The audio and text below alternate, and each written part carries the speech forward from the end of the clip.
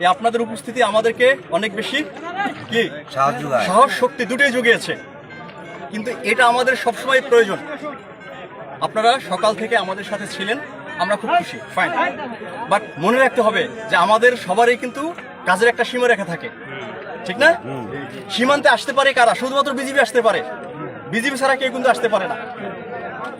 এখন আপনারা আসছেন, আমাদের সাথে ছিলেন, খুব খুশি হয়েছি আমরা আমরা আপনাদেরকে ধন্যবাদ জানাই, কিন্তু একটু কথা থেকে যায়। এখন যদি আপনারা এভাবে ইন্ডিয়ার ভিতরে থাকেন তাহলে কিন্তু আমরা একটু অসম্মানিত হয়ে যাই। কেন?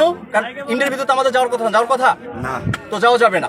আপনারা যেভাবে দায়িত্ব পালন করে আমাদেরকে সহযোগিতা করেছেন, আমরা আপনাদেরকে অনেক সম্মান করি এজন্য। কিন্তু আবার একই সাথে আমরা এমন কিছু করব না যাতে করে আবার আমরা নিয়মটা ভেঙে ফেলি। আমাদের দেশে কি অন্য কোনো দেশের মানুষের আসার কথা? তাদের আসার সুযোগ নাই। একইভাবে আমরা যারা বাংলাদেশি তাদের কিন্তু ইন্টারন্যাশনাল বাউন্ডারি ক্রস করার অধিকার নাই। তো আমরা অনেক সময় ভুল করে ফেলি না? এই ভুলটা করা যাবে না, ঠিক আছে? তো আপনারা আমাদেরকে সাহস দিয়েছেন, শক্তি দিয়েছেন, আমাদের সাথে ছিলেন। ইনশাআল্লাহ আমরা আপনাদের কাছে কৃতজ্ঞ। একই সাথে আমাদের কাজটা একটু আমাদের মতো করে যদি করার সুযোগ দেন তাহলে সলিউশনটা একটু ভালো মতো হবে। কিভাবে হবে?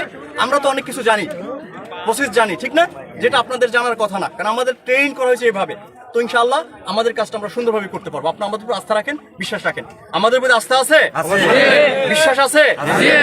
যদি আস্থা বিশ্বাস থাকে আমাদের সাথে আপনারা থাকবেন। এখন আমি আপনাদের অনুরোধ করব, একটু এই ইন্ডিয়ার এলাকার কাছ থেকে আমাদেরকে দূরে চলে যেতে হবে। আপনারা বাসায় চলে যান, যখন প্রয়োজন হবে আবার আপনারা আসবেন, কিন্তু এখন আর আপাতত দরকার নেই। কারণটা কি? আমাদের সবকিছু অনেকটা সলিউশন আমাদের হয়ে গেছে, ঠিক আছে? আমার কথা কি বুঝতে পেরেছেন? আপনাদেরকে পুনরায় আমি ধন্যবাদ জানাচ্ছি, অসংখ্য ধন্যবাদ, থ্যাংক ইউ। একটু কষ্ট করে আপনারা এখন